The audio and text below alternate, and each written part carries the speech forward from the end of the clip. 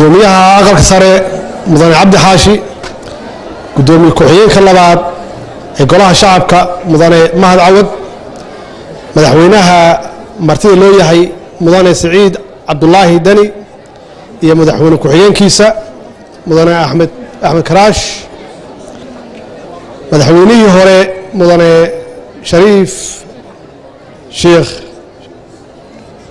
Sheekh Axmed saaxiibkay madaxweynihii hore Xasan Sheekh Maxamuud madaxweynayaasha dowlad goboleedyada ee xubnaha ka ah dowladda federaalka ra'iisul wasaarayaashii hore Professor Ali Maxamed Geedi iyo mudane Maxamed Cabdi Yuusuf oo aan la sheegin magaciisa caawa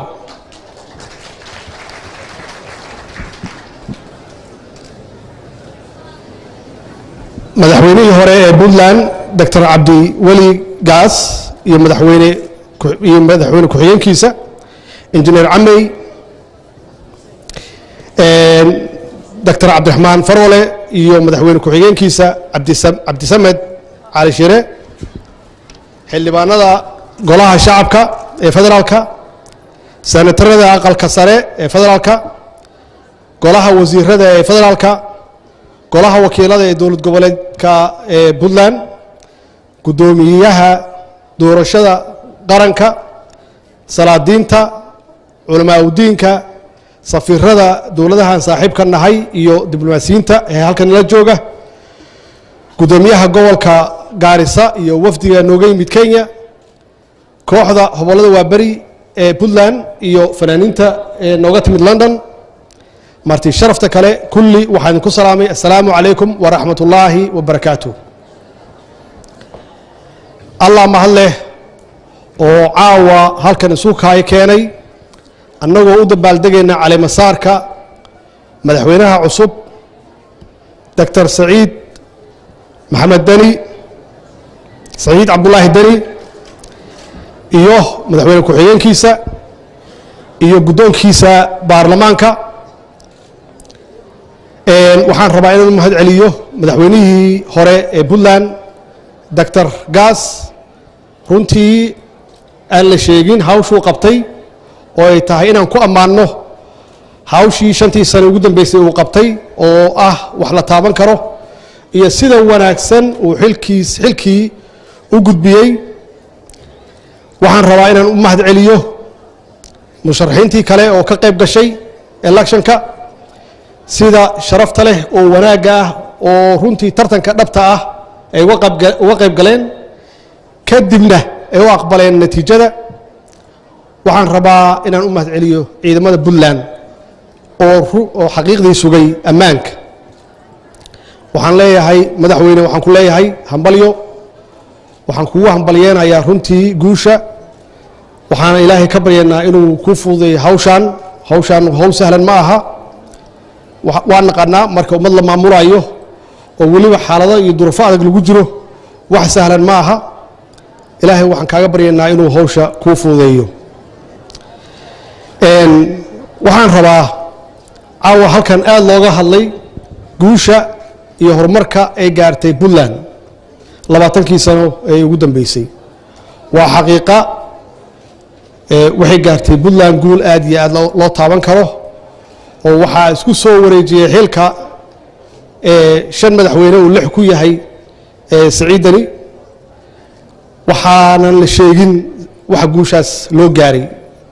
iyo waxa guushaas keenay lama sheegin waxa la yiri dowlad wanaag iyo dowlad waa dhab laakiin dowladda xagee ka timid dowladda yaa keenay waxa loo baahan yahay inaan taas iyada naftigeeda aan si fiican taabanno dowladdan aan arkayno oo qurxoon oo horumarka la sheegay waxay ku timid shaqo badan iyo hawl badan ay salaadiinteedu ay qabteen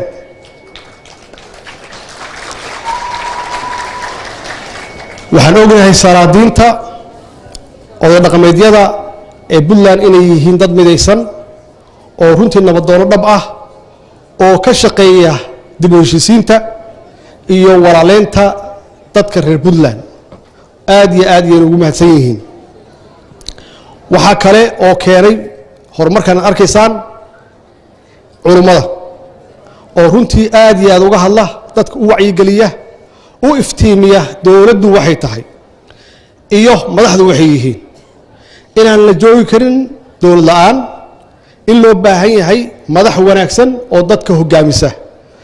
runtii hawl badan bay qabteen waxaan ognahay inta badan xitaa farintooda kaliya kuma salaysna ama kuma aadana Puntland ay waxay nagu soo gaartaa xamar iyo nagu soo gaartaa siday uga hadlayaan in dowladda laga dambeeyo in madaxda la adeeco aad iyo aad ayay ugu mahadsan yihiin ajar Allah ka siiyo waxa kale oo runtii gaarsiiyay Puntland meesha ay taagan tahay waa ganacsatada oo aan la sheegin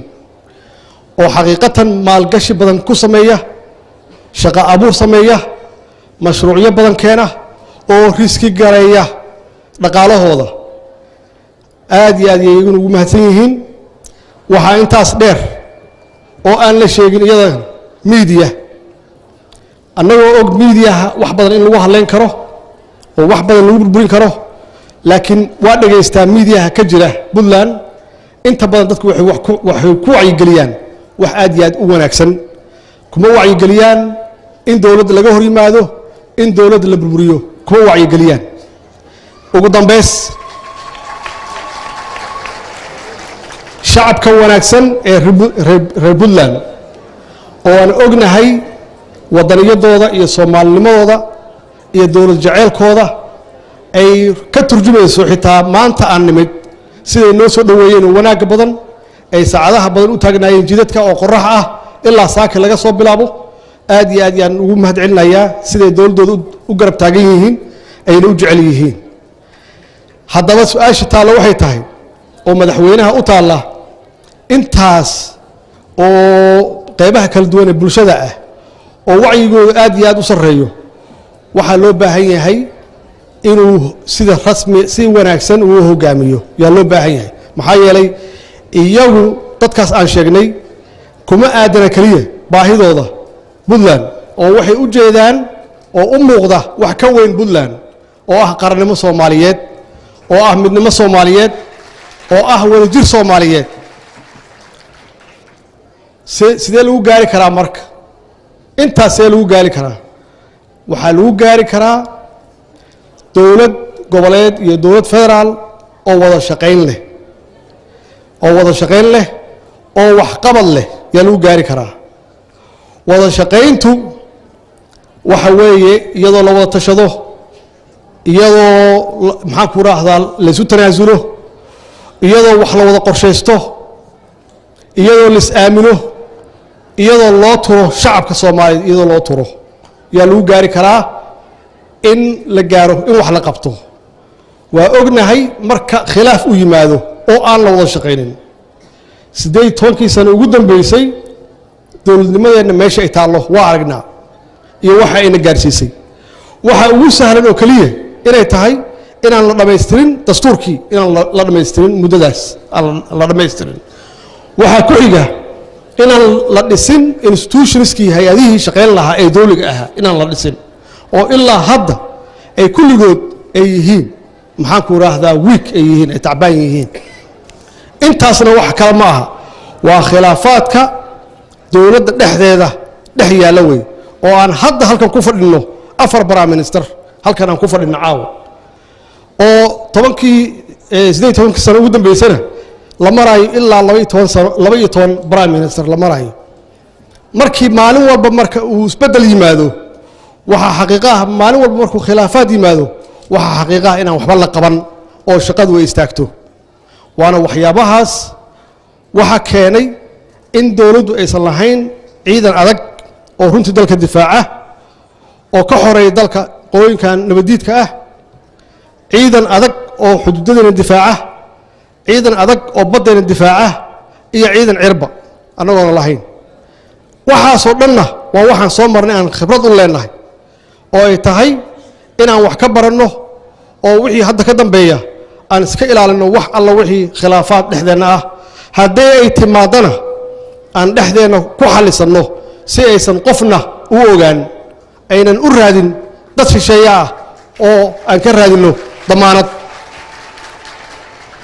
markaasaa waxaa la heli karaa waxqabad oo dhab ah oo aan dib u soo dhisi karnaa institutionskeenna marka la cabirayo dowladaha adduunka oo la leeyahay dowlad waa xoog weyn tahay ma aha tirada dadka ay leeyihiin ma aha baaxadda dhulka uu leeyahay ma aha khayraadka dhulka uu leeyahay ma aha waxa weeye inta institutions u dhisan weeye institutionsna waxaa ugu horeeya kow in laga ilaaliyo hay-adaha dowliga wax la yidhahdo musuqmaasuqa in laga ilaaliyo maxaa yeelay musuqmaasuqu waa cudurka ku jira institutionska ama hay-adaha ku jira oo si sahla u burburin kara inta badan waxaa laga yaabaa inaan u naqaano musuqmaasuqa lacag laxada keliya ma aha waxa weeye dadka khaladka loo magacaabayo oo jagooyinka loogu magacaabayo weeye oo aan u qalmin oo aan aqoonteeda lahayn kartideeda aan lahayn khibraddeeda aan lahayn waxay tahay qofka shaqeeya oo khiyaamaya saacaduhu shaqeeyo oo dowladdu uu shaqeeyo oo khiyaamaya lacagta laxada keliya maaha lacagta laxada waa ugu weyn tahay maxaa yeelay waa resourcekii mushaaharaadka lagu bixinayey ama qalabka loo baahan yahay ama agabka loo baahan yahay lagu soo iibinayey waana waxyaabaha runtii annagana wiiqay intii dowladnimadeenna ay jirtay wey sidaas darteed anigu kolleyba waxaan leeyahay hadalkayaan ku soo koobayaa islaan ciise hadalkiisii oo ahaa in laga noqdo xalay dhalay wax alla wixii la soo maray anaa ugu horeeya waxaan leeyahay waa idin cafiyey idinkana waxaan rabaa inay cafisaan waxaana ballan qaadayaa inaan idinla shaqeeyo haddaad tihiin dowlad goboleedyo iyo haddaad tihiin dowladda dhexdeeda baarlamaanka dhexdiisa hadduu ilaah yidhaahdo bacdama aan ahay odaygii u dhexeeyey iyagoo dhanna insha allah anaa dhex galaaya oo howlahooda xalinaya hadduu ilaah yidhaahdo laakiin mid ogaada mucaarad waa u baahannahay mucaarad waa loo baahan yahay laakiin mucaaradka loo baahan yahay waxa weeye markay xaaladda kulushahay in mucaaradkaas un dowlada shisheeye yuusan la jirin wax kasta ay tahay inuu dowladdiisa ag taagan yahay mucaaradku waa kaas oo ah kan wax dhisaya weeye ma aha kan dowladdiisa duminaya ma aha marka waa iga ballan insha allah hadduu ilaah yidhaahdo inaan wada shaqayno maxaan ku idhaahdaa inaan dhisno institutionskeenna in aan ummaddeenna u shaqayno oo aynan mar dambe aynan qalbi jabin shacabkeenna wasalaamu calaykum waraxmat ullahi wabarakaatu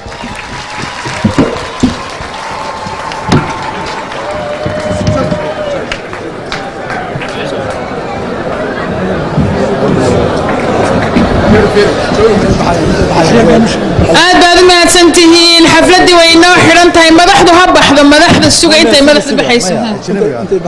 ajnabiga iyo madaxda inoo baxaysa ee bal u yara kaadiyo halla is ixtiraamo Thank you everybody for joining us. Have a great evening. fadlan halka halla baneeyo wadada halla baneeyo ajnabiguna ha baxeen xaq dhowra dadka ajnabiga ha baxeen albaabka VIP daana u baneeya madaxdu way nala joogaysaa ilaa iyo berri marka xilliyo la isku sawirayo kulli waynu haysan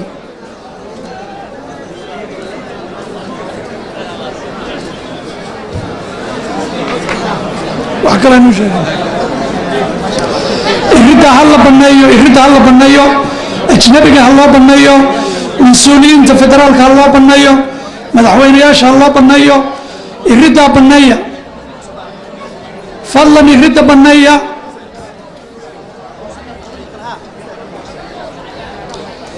iridu waa 3 iridood iridaa u shishaysa irida dhexe iridaan ha lagu yarayo culayska ciidamada waxaan ka codsanaynaa iridaa inay culays ku yarayaan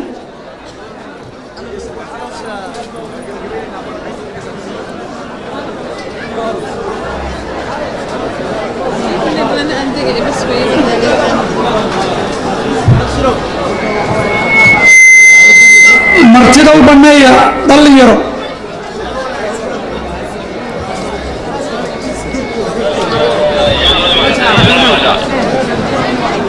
iridaan u banneeya dadka iridda number 1 ka u banneeya